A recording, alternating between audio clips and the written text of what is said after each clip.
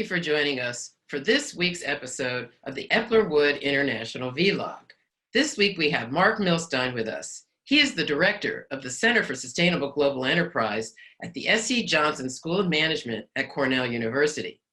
Mark and I have been working together for 10 years, trying to identify the cost of tourism on the ground in destinations.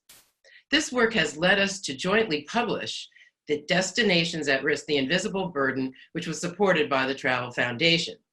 In that publication, we discussed the importance of business and government working together to identify the true cost of tourism on the ground in order to improve infrastructure, make sure that water is provided to both tourists and local residents, and that a green energy transformation of destination after destination is actually possible. Let's hear what Mark has to say about the possibility of covering the invisible burden with both business and government involved. Welcome, Mark Milstein, to the Epler Wood Vlog. You are clinical professor of management and the director of the Center for Sustainable Global Enterprise at the S.C. Johnson School of Management at Cornell University. Thanks for coming, Mark. Thank you for having me, Megan. All right. So we've worked together for about 10 years at Cornell, and you were co-author of the Destinations at Risk Invisible Burden Report. What were some of the conclusions and research points that really you found compelling in that report? Yeah, well, as you know, Megan, in my position, in my work, I've looked at a lot of different industries and sectors and companies that extend far beyond tourism and hospitality. So being able to focus in on that particular industry and see what might be unique about that from a sustainability perspective was very exciting. At the same time, looking at the hospitality industry, the tourism industry, dealing with sustainability in the way it does, what's unique here is in a lot of other industries, they identify and really invest in their most important assets, the ones that are generating value for their industry, the assets, the products, the services that really are drawing their consumers in. I think in the tourism sector, this presents a really unique problem because the very assets on which the industry is built are the ones at most under threat from a combination of climate change, social, environmental, cultural degradation that is exacerbated by issues like over-tourism. Yeah, and so how much do you think business at this moment from your engagement to date understands that point, and do you think that they can move towards addressing that? Well, I'll take the last part first. Yes, I think folks can move in the right direction. I'm not sure. It's clear that folks know there are problems, whether you're an operator, whether you are, you're in aviation, whether you're in the cruise industry, whether you're an OTA, you know that over-tourism exists in places. You know it's become a problem. You know that climate change is impacting the industry, but you don't necessarily have a lot of clarity on how or why or what to do about it. And so I do think that kind of clarity is missing from within the industry, but I do think there's opportunity there to address the problems that we see.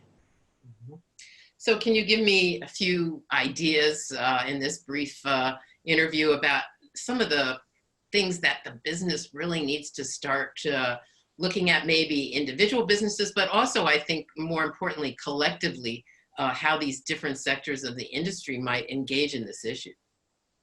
Yeah, I mean, a big one for me is, of course, in management education, we talk about what gets measured can get managed. And it seems to me in this sector, a lot of things aren't measured at all.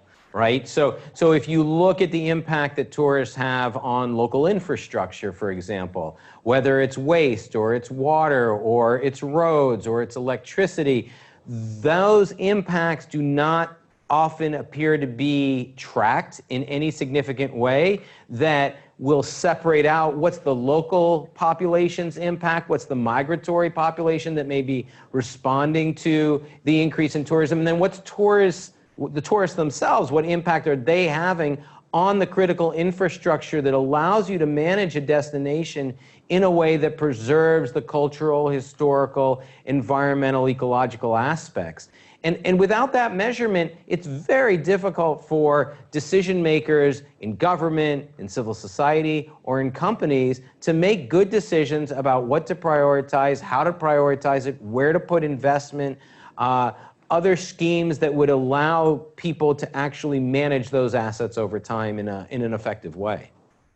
Yeah, as part of the report, you looked also at tax and finance as it stands now. What struck you in the process of looking at how tax works in tourism now? Well, I think what's interesting in both in the research that we did in the report and some of the work that I've done in the sector in various parts of the world is it's clear that folks will immediately respond and say, yes, we need to do something, but we need money to invest to do that. When you start talking about where money might come from, could it come from fees from tourists? Could it come from some sort of a tourism tax? Could it come from some other mechanism through collective action with one or a number of different sectors or players within a sector pooling money that would then invest in various destinations? People almost immediately have a reaction of, no, can't do that. That's somehow going to undermine the economics of the industry, which I find a little peculiar because as it stands now, business as usual means that the assets themselves are being degraded at such a rate, tourists will not come in the future.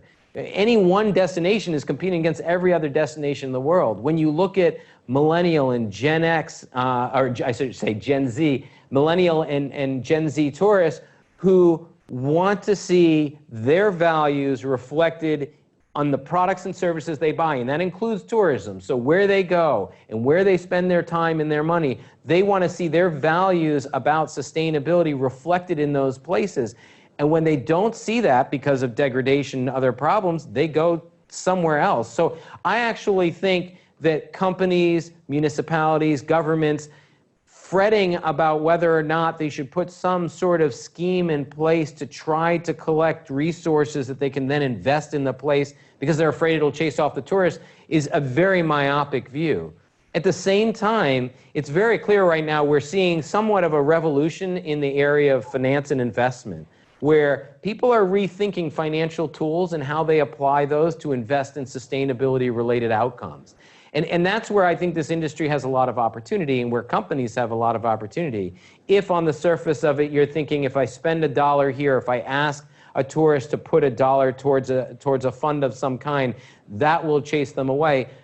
It really depends on where the money is being used and what the return on that asset's going to be over time. So if you're investing in coral reefs, if you're investing in a monument or you know, some other destination that a tourist is looking for, and they can see that the quality of that is maintained over time, and they know that the money they gave or the money that's being collected is going towards that investment, people will respond positively to that.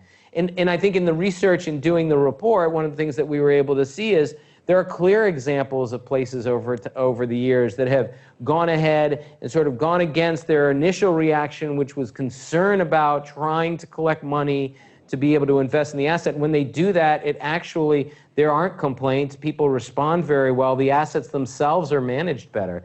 So I think being able to leverage some of these new financial tools, whether they're green or social bonds, impact investing, different ways to do conservation finance, those are an opportunity for folks to start experimenting with on a more local level to see what fits well with their own destination. That's great. So to summarize, particularly with the climate week coming up in New York and all of the concern about lowering our GHG emissions and also the SDG goals that everyone seeks to meet, do you think that our travel and tourism industry has been involved in that effort enough and has a chance to really jump in future?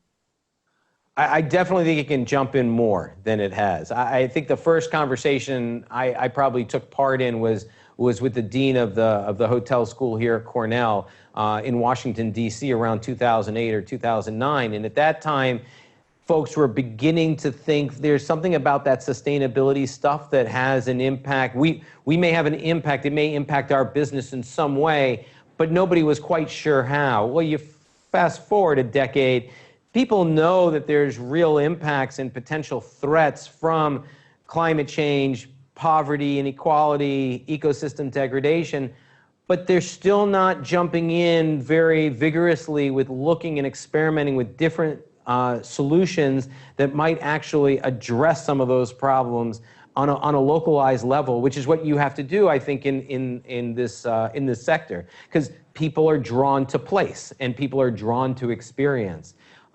So I think there's a lot more that can be done there. Of course, like most industries moving in the direction of sustainability, you have some organizations and some leaders that are a little more visionary, but you can see by and large the industry as a whole is still more tentative than it probably needs to be at this point. Okay, well, thanks a lot for your thoughts, Mark, on all of these important topics. You're welcome. Thanks for giving me a chance to talk with you. That was an excellent conversation with Mark Milstein on the invisible burden of tourism and how it can holistically account for it in future and find financing in order to actually pay for the transition of destinations from being overcrowded to being green destinations that are managed in a very sustainable manner. As part of our work at Epler Wood International and at Cornell University, we recently did a webinar together for the Pacific Area Travel Association. In a follow-up for their newsletter, they asked us some very relevant questions. One of them was, will tourists embrace paying more for actually managing a green destination in future? Our research shows that tourists are looking for destinations that match their values. And people traveling between 20 and 45 years old, especially, are seeking clear evidence of how destinations are being managed in a green manner. This cannot be achieved via logos and publicity. It must be achieved by visible evidence of hard work on the ground. That includes recycling, better management of sewage, and all kinds of efforts to transition to green energy. People traveling will embrace those efforts, and they will, in every sense, be likely to pay more for that. Iceland and New Zealand have already agreed to put in an eco-tax in order to pay for just such a transition. We believe that destinations around the world will be compensated if they move forward with these types of transitions and if industry and government work together.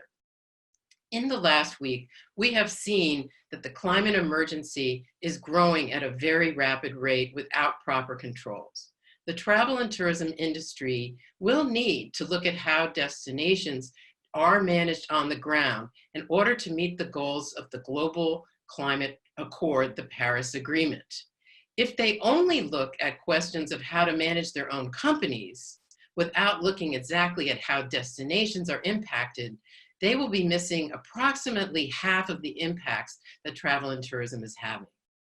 There is no problem with embracing both agendas. It is very possible and very positive for all involved.